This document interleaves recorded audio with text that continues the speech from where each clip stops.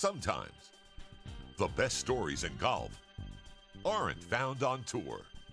You'll find them at the back of the range. And here's your host, Ben Adelberg. And once again, welcome to the Back of the Range Golf Podcast. I am your host, Ben Adelberg. This is episode 184.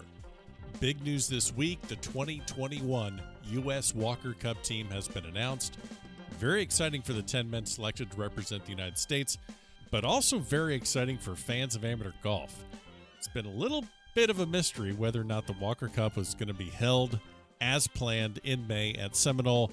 The GB&I team hasn't been announced yet, and when the top three Americans in Wagger on February 10th weren't announced as official members of the team, it was a little like, are we doing this? Are we not doing this? So, as you can imagine, I've heard all sorts of things, but all that stuff can be put to rest. The 2021 Walker Cup will be contested on May 8th and 9th at Seminole Golf Club down here in South Florida.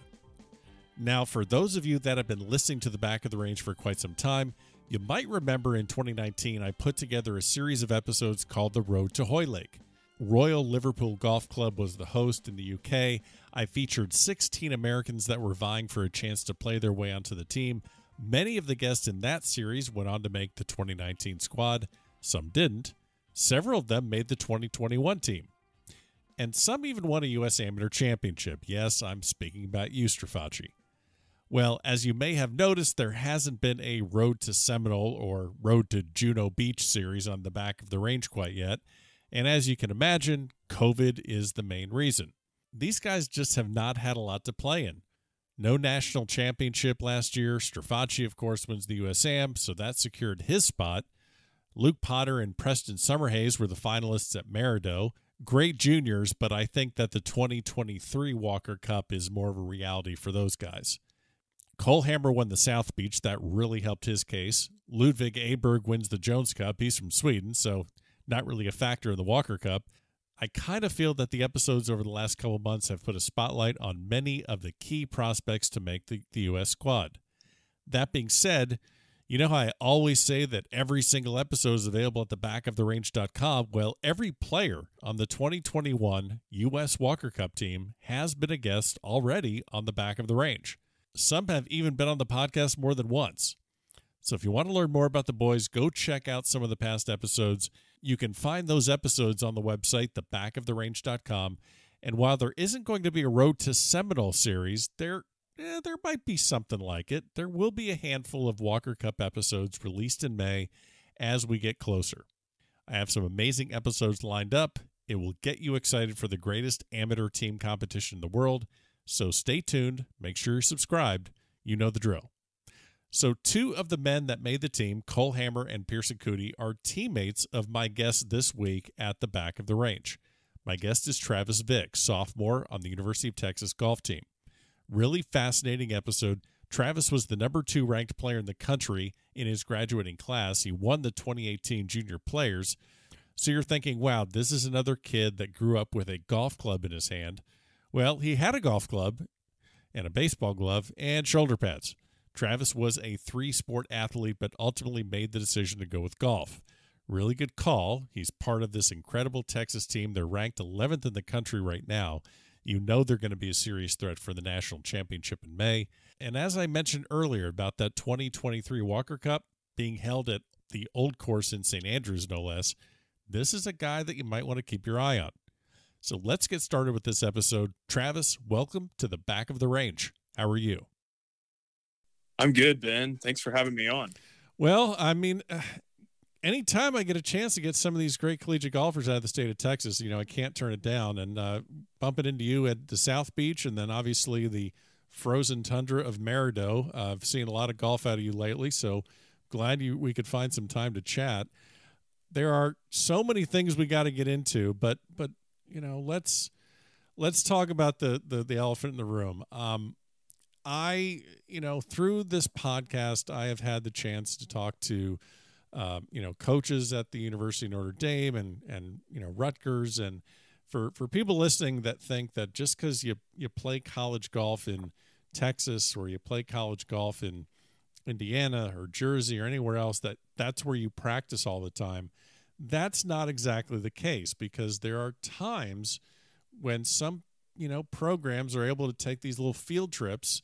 Notre Dame was actually down in South Florida a little while ago, and actually Rutgers was just here this past weekend, and you had a little weekend getaway. So let's hear about where the University of Texas team was getting in some weekend golf. Let's really set things off on the right foot here. Yeah, absolutely. So every year we, and 7 of our team players get to go to Augusta, which is pretty special. I mean, getting to, just see the history of that place and get to walk around it and, play Augusta is just really kind of a once in a lifetime opportunity. And we're just extremely fortunate we're able to do that on a yearly basis. Now, you mentioned 7 guys on the team. How many players are actually on the University of Texas golf team right now? I believe 13. Okay, so we'll get into how vicious the qualifying rounds are to play and actually the starting lineup in a regular collegiate event. How does Coach Fields and Coach Aber figure out who gets to go on this trip?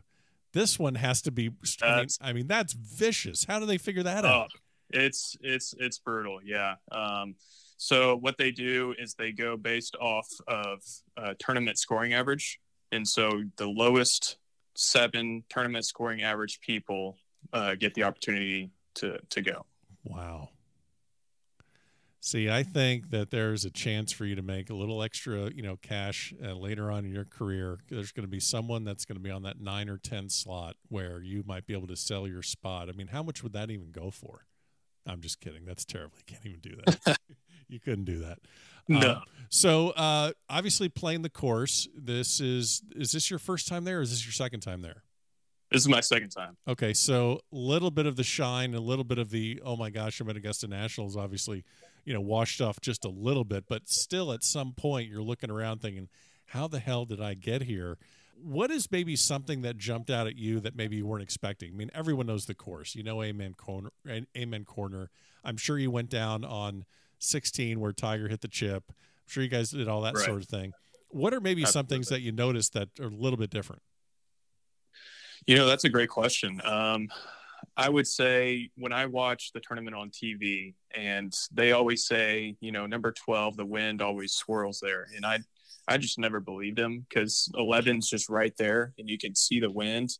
But when you actually go there, it does swirl. I remember I hit a 7-iron and it was playing pretty significantly into the wind. And then the guy I was playing with hit a 9-iron because the wind had changed in a matter of seconds. And so that's kind of the one thing that I can think of the top of my head to where it was like, wow, that's what they're saying on TV is actually, it's actually pretty true. Now you mentioned getting to kind of see different things around the club and, obviously the golf course, that's a memory you'll have for the rest of your life. But I'm also thinking of the memorabilia and just the history. And I'm guessing they're, like if you go to a museum, you kind of, shuffle through, look at that painting, look at that sculpture, and you kind of whisk your way through. And I'm guessing that that's a place where you would like to have as much time as possible to investigate everything. Is there a room or a part of the club that you were just like, I wish I had just like 2-3 hours here to really digest everything?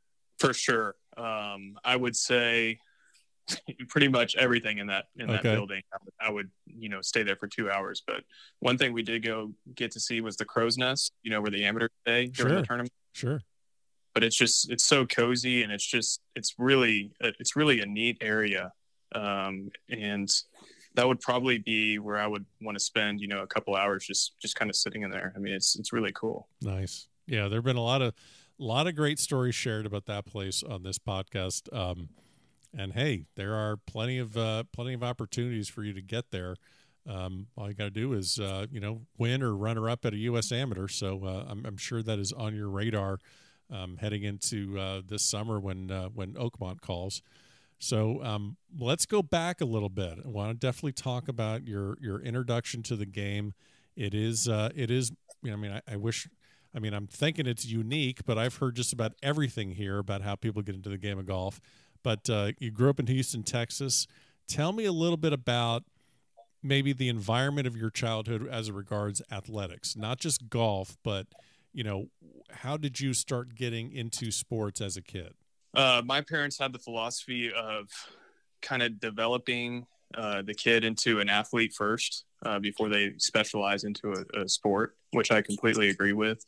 And so what that meant was I played everything growing up, from basketball to football to baseball. We were constantly traveling to sporting events almost every weekend. I started playing golf when I was about 5. I started playing these U.S. kids, and we would travel to Kingwood every Sunday, and we'd play a tournament when I was 5 years old. And the goal was to try to make it to Pinehurst because that was the big deal for U.S. kids at the time. National championship, yeah. Exactly. But I also played baseball. I was on a select team as well from about 6 years old all the way up till, I would say, 15 or 16. So I was traveling all over the place playing baseball with different select teams. And then football, I started, flag football at an early age in first grade, and then started tackle football in 6th grade. And then I played football and baseball all the way up until my junior year. But always, even when I was playing those sports, I would tell people, they would always ask, so what's your favorite? And the answer would be, whichever one I was competing at the time. Sure. But there's nothing like Friday night high school football when you're running through the tunnel and you're playing in front of thousands of fans. There's just something about it that is just so fun. And I'm guessing it's at some point, and I don't want to get all the way up to making the decision of focusing just on golf, but just mentioning the fact that you have that unique college or unique high school football experience, especially in the state of Texas. I mean, it's one thing if you're playing, no disrespect to, all the other states in the country, but when it comes to high school football, Texas has got to be the number one that people think about. Man, how do you go from that level of energy on that field to having to kind of dial it down and approach golf in a different manner? You can't approach golf the same way you approach football, I imagine. No, not at all. Yeah, so it is two polar dynamics, just two completely opposite sports. I mean, nothing is similar between the two. And so what would happen is when you're playing football on a football team, you got practice until dark every day. So I wouldn't touch a club until the weekends, and I would pray that it wouldn't rain so I could be able to go out and practice a little bit. Right. And they would play, and I would play in the CB&I tournament in February, and I'd always play terrible because I'd literally touch a club maybe like once a week, hopefully, and I would play about every 3 weeks, once a round. So I was busy doing football. But in regards to energy in golf, I kind of like not as much energy. I like to be just kind of calm, cool, and collected. Versus in football, we're just trying to hype each other up. Of course, just trying to destroy the other team, and so it's yeah. It's different. It's different dynamics. Now you had we talked about football. I got to talk about baseball because I know that on your team at Second Baptist, this is. As a baseball nut like I am, and knowing that these two players from when I was following baseball is really closely, but you had two coaches on your high school team. You have Lance Berkman and Andy Pettit. Both played for the Astros. I mean, people think of Pettit playing for the Yankees, but both played for the Astros, and those are your coaches in high school baseball. So I'm guessing lessons you learn from them easily translate to what you can take out onto the golf course, especially with Andy Pettit, where pitching is obviously it's a physical act, but there's so much mental that goes into being an effective pitcher. What have you been able to take from that experience playing high school baseball to your golf career? That's a great question. Obviously had two unbelievable coaches. Andy has the most playoff wins out of any other pitcher in the MLB. Lance is arguably one of the best switch hitters in baseball. Yep. So Andy would obviously take the pitching side of things, and he would help us as pitchers. And then Lance was the head coach when I was there, and so he would kind of help with everything. But right. He left Andy the pitching, and he was more hitting.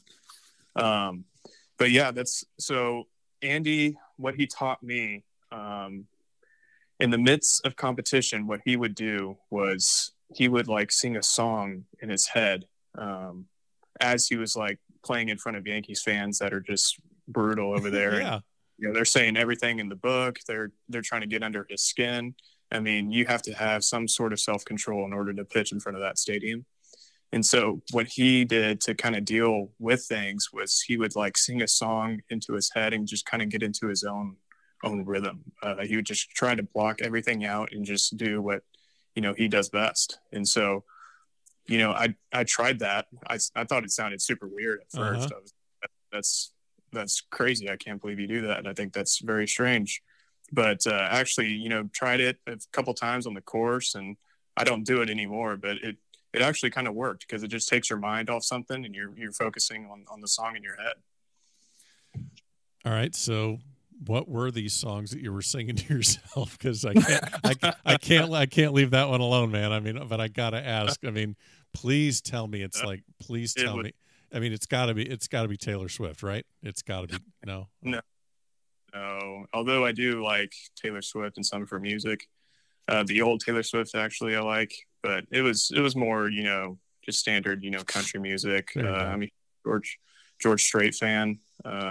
She went to the same high school as my grandmother, and so we've always been huge George Strait fans. Oh, very cool.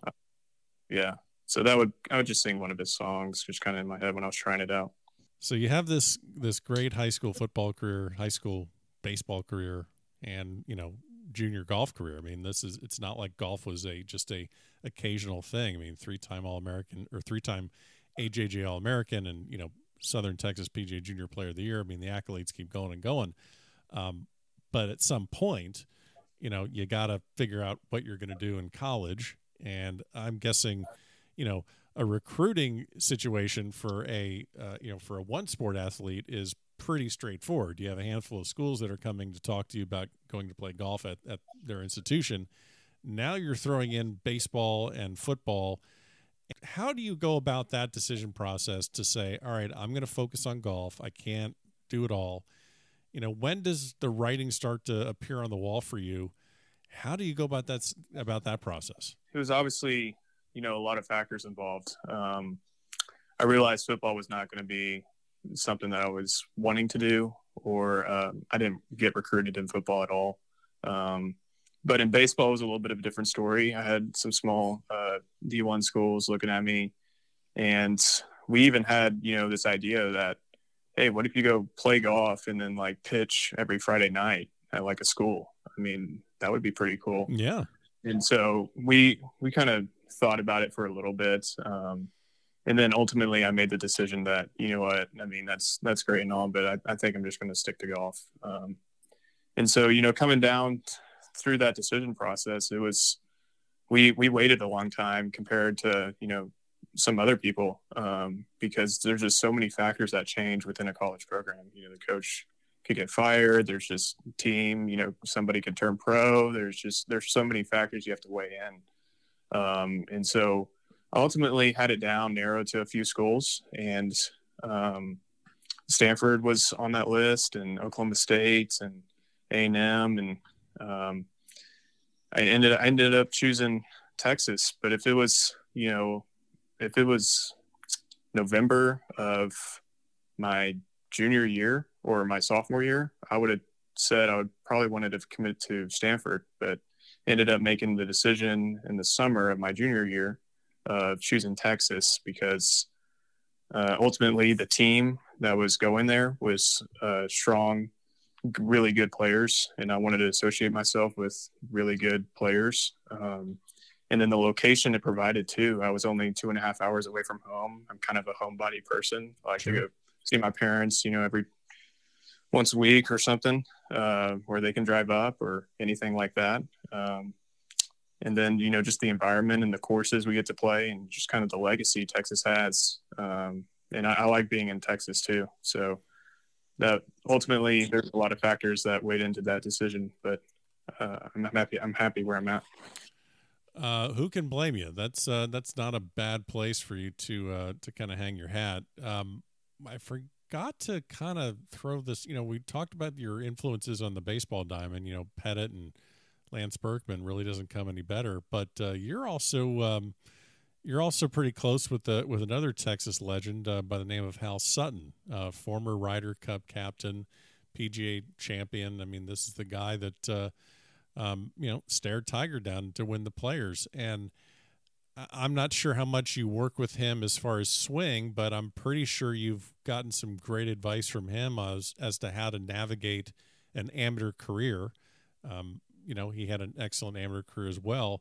So I know it's hard to pinpoint one specific thing, but as a general sense of what you've gotten out of him over the last couple of years, how has he helped maybe your decision process as to where to go or decision process on the golf course? Absolutely. Yeah. Hal has been instrumental in that regard. Hal is, he's super opinionated, and he's just the mental aspect of the game. He's probably the best in the business. So he helps me with mental stuff mainly, but he does dive into some swing stuff as well. He has a good eye for what he sees. And Hal's big thing is, when I take lessons from him, he's like a swing, to use an analogy, is like driving a car. And sometimes you got to step on the accelerator and sometimes you got to tap the brakes. And it just kind of depends on the shot you have or the position that you're in. And so when I think of that, that's probably the biggest takeaway from Hal, swing wise, is that, a lot of times I speed up when the tournament gets going, or on the third day I'm tired and I start swinging a lot faster. And I think back to Hal's, swing is like driving a car. You just you got to have to time it perfectly, and you got to have the same rhythm and the same routine, and you got to do it over and over again. So he's very instrumental in that regard. Is there any way that the phrase "be the right club today" gets even a remotely interesting reaction from him, or has he heard it so many times that it's just literally just like, yeah, I know.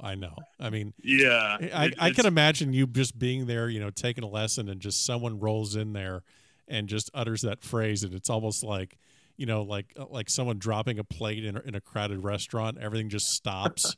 And I'm just guessing he would just roll his eyes at something like that. I've never met the man, but that would be my guess. Yeah, absolutely. I'm sure he's heard it so many times that it probably gets annoying to him. So you go to Texas and you're in this, I mean, as you said, this institution with, great history, great legacy, Crenshaw and Kite and Justin Leonard and most recently, Spieth and all these big names. You, as you said, you could have gone to Stanford. You probably could have gone to a lot of D1 schools and been like, this big fish in a little pond at some of these other places. And now you're going to a place where, I mean, you have, like you said, a stacked team. And but this is not the first time that you're playing golf with a guy named Cole Hammer, is it? No. Cole and I grew up about 10 minutes from each other. Oh, I'm sorry. I'm sorry to hear that. That's unfortunate. No. Cole, we were friends long before college golf. In fact, when we were like 8 years old, we would play in that U.S. Kids stuff at Kingwood, and he actually won the U.S. Kids. But there was also another kid that grew up in this Houston area too, and it was Mason Nome. And so we had, three guys that lived within 10 minutes of each other end up on the Texas team, which is pretty cool. So you guys basically are in this situation where, and you were talking about recruiting, how, you finally make that decision, but once you become a member of this golf team, well, now it's for real. And now you have, Coach Fields, you have Coach Abear really kind of, helping to fine tune everything so that you are peaking for these tournaments and chasing another national championship. What about your game or your experience did you I mean, what were some of the things early on, once you really got on campus and started working in this program, that you identified that maybe you needed to improve on? Maybe you thought, I mean, you won the junior players in 2018, and one of the, I think, top 2 ranked player in your class. I mean, you were coming out as hot as anyone in junior golf, but it's, when you get on campus, it's a different world. What are some of the things that you've been able to learn and apply to your game, and how you actually, manage the college experience? Yeah, great question. It's nice being on a team full of really good players, because each of them provide their own way of doing things that I can learn from. So, for example, if we take like a Pearson Cootie, who's arguably one of the best amateurs right now. I mean, he is solid. He's really good at driving the ball, and his ball striking ability is fantastic. So if I'm, struggling with, ball striking, or my swing doesn't feel good, Pearson would be the guy to kind of help me in that regard. If I'm looking for wedges and, my wedges are off and I need somebody to practice with, or maybe they can give me a little piece of advice, that'd be, Cole Hammer. He's one of the best wedges players I've ever seen. Parker Cootie, he's a really good inside of 150 yards. I mean, the guy is dialed in. So each player kind of has their own strengths, and it's cool to be able to practice with them and kind of see what they do, and then kind of, incorporate some of that into your own game. And, they all work extremely hard, especially the Cooties. I mean, those guys are out there just grinding, and it just kind of motivates me and other guys on our team to work just as hard, so it's really cool, and it's great being able to learn, the little stuff that they do on a daily basis, and then, take that information and, apply it to some areas in your game that you would like to improve on. Well, it's very well said. And I think it's great also that, a lot of people think, you were talking about getting the right fit and going to a program where you can be successful. Not all programs are like that, where you can lean on your teammates for advice, because truthfully, you're competing against these guys. You want to be in the starting 5. You want to, get on the plane or get on the bus and go to a tournament. You don't want to be sitting back. So I think that says a lot about the program and a lot about those guys. I mean, not a surprise to me, but that's not something you always get on every single team. Exactly. Yeah. Our team chemistry is really, really good. We all get along with each other. We're all supportive of one another. We're obviously, trying to take care of our business on a daily basis, but we're pulling for one another. And that's huge. There's no team drama. There's no, a guy on the team that we don't like or we try to avoid. Everybody just gets along.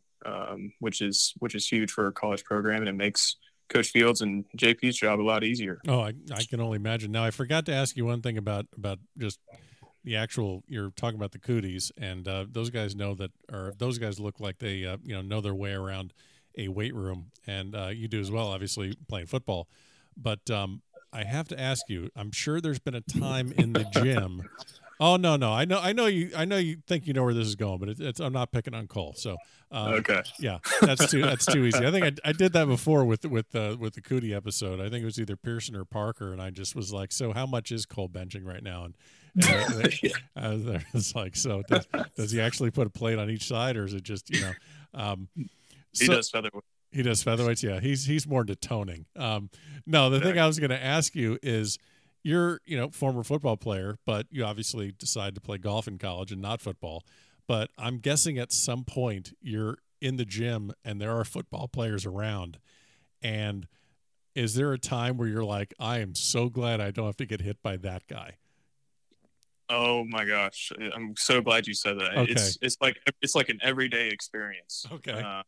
The first time I went to the Tank, or Texas Athletic Nutrition Center, I was like, these guys are literally dinosaurs. I mean, it's hard to put into words how big these human beings are. And my dad said something funny the other day. He was like, son, that's why I put a golf club in your hand. Exactly. Yeah. because they're so big. I mean, I mean, it would take the entire golf team just to tackle one of those linemen. I mean, it's crazy.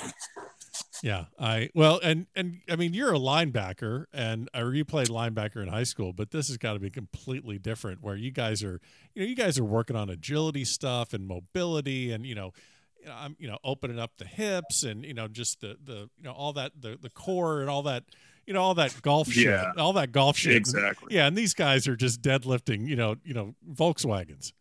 It gets annoying at times because that's what I'm used to. I'm used to throwing weights around, right? And I guess the new golf thing is to do all this stretching and yoga and all this mobility exercises, and they're over there doing bench press and pull ups and actually getting stronger. So it's annoying. It's annoying at times, and that's why I kind of do my own thing. I got my own routine, but every Tuesday and Thursday we go through the workout just to stay healthy. Nice.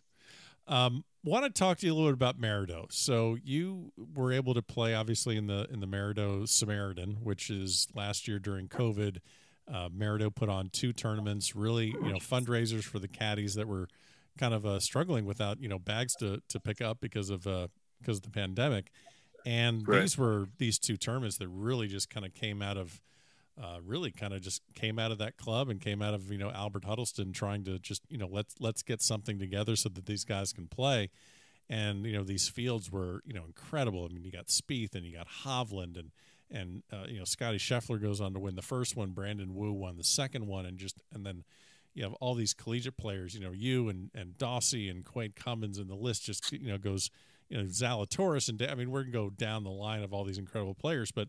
The first one, you're in the final group with Scotty Scheffler and Davis Riley, and I'm guessing you don't get that sort of experience anywhere else. Where, if you're playing with professionals, it's in a different environment. Maybe you get a sponsor's exemption into a tournament, or you're in a maybe I'm thinking like a U.S. Open sectional might be a place where you play in a competitive round against professionals. So this is really unique experience. I know you didn't play your best in that final round. Scheffler goes on to shoot 67 and win, and you got Hovland shooting 65 to get up there. But what do you remember about that round of golf that you still kind of call upon, or just you kind of look back and think about as maybe a step of growth for your career? Yeah, great question. So I don't know, just playing with those pros, it's like a different vibe that just it's kind of associated with that. Being able to play with Scheffler and Davis Riley, and then I think the next tournament I played with Zalatoris, and he is probably the best ball striker I have ever seen in my life. Oh shit! I mean, he listens to this podcast. Travis, don't say stuff like that. I know I hate to hype him up like that, but I've played with a lot of amateurs, and I've played with some professionals, and this dude absolutely stripes his irons. Now, he compensates that with his putting, which is not particularly great, to say the least. Perfect. But the iron play is spectacular. And Scotty is, he's just solid. It was cool being able to watch him kind of start making some birdies toward the end and just kind of get into the zone a little bit. So that was really, really cool. But I think the one highlight that unfortunately I have to take away from that round was we each played the first hole, and I hit it like way left, and it ended up making a nice par on number 1 at Merido. And then we step up on the par 5, number 2. And anyway, we all hit our drives kind of in the fairway, and I lay up just past the bunker on the left about 70 yards. And my dad's standing like, I don't know, at a 45-degree angle, just kind of outside. And I had 70 yards to this pin in front of Scotty and Davis. And I completely heel shank this wedge shot and almost kill my dad, like 90 degrees away from me to the right. And I just never been so embarrassed, in my life. But thankfully we're able to regroup after that. But it was a really cool experience. That's for sure. Yeah, that is really a special place, and I just going back to Zalatoris. Like I don't know if you watched the end of the Oh gosh, the farmers where he makes eagle on the last hole to get into a top 10. I'm just like, absolutely. Yeah. And thankfully they showed that, they were able to break away from the 9-hour coverage of Patrick Reed picking up the ball in the rough to actually show a little bit of golf. So that was really nice. No, that was awesome. I was happy for him. That was, that was clutch, because I think if he would have made birdie, he would have finished outside the top 10, but because he did that, he made the top 10, which is huge. Yep. Yeah, don't pick up any golf balls. If that's the one thing to take away from that whole oh my gosh. It was terrible, man. I almost feel bad for the dude. All right, so my opinion on that thing, I know you didn't ask, but I've been just dying to talk about it because I'm just so annoyed that it has to be all that's talked about, whether it's on Golf Channel or on social media or on CBS. The bottom line is, like, first of all, don't pick your ball up. Call a rules official over just to be on the safe side. That's my thing. Exactly. I never touch a golf ball. But he got the ruling. It's done. And now we have to have, Golf Channel and CBS turns into TMZ. And are you thinking that Patrick Reed is going to say, you know what? You're right. You caught me. You got me. He's never going to say that. So What's the end game here? It's never going to go the way everyone wants it to go. Yeah. It's just such a difficult scenario. I mean, he hits that tee ball left. Nobody in the group sees it bounce because apparently he asked every single one of his playing competitors. Yeah. And then he also asked the volunteer, who said that it didn't bounce. And so, obviously they never saw it bounce. But in those types of situations, what he could have done better is call one of his playing competitors over, and at least that's what I do, or that's what I'm taught. Yeah. And then you mark it, and then you both look at it together, and then if it looks like it's broken ground, then it's broken ground. But people are making speculations that he used the tee to dig a hole, and or he pressed the ball down deeper, and they're saying that because of his history. Sure. But I don't know. I'd like to give him the benefit of the doubt, but it's just one of those. I guess we'll just never know. Yeah, no, I'm right there with you. I think it should be a rule that you can't pick a ball up. I mean, other than a cart path, but for an embedded ball rule situation, you can't pick it up by yourself. You need to be with someone, whether it's a playing competitor or a rules official, just to eliminate all that stuff. And people will make the argument of, it's going to slow down play. I'm like, they don't care about that on the PGA Tour anyway, so who cares? Right. Exactly. It never hurts to call over your playing competitor too. That's an easy task. Oh yeah.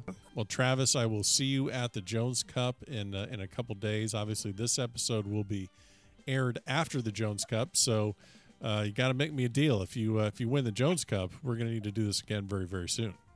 Absolutely, Ben. I'd love to. Thank you for having me on. And there you have it. Special thanks to Travis Vick for joining me on this episode here at the Back of the Range.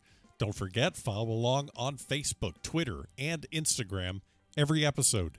And the merch and anything that you want to know about this podcast can be found at thebackoftherange.com. We'll see you next time here at the Back of the Range.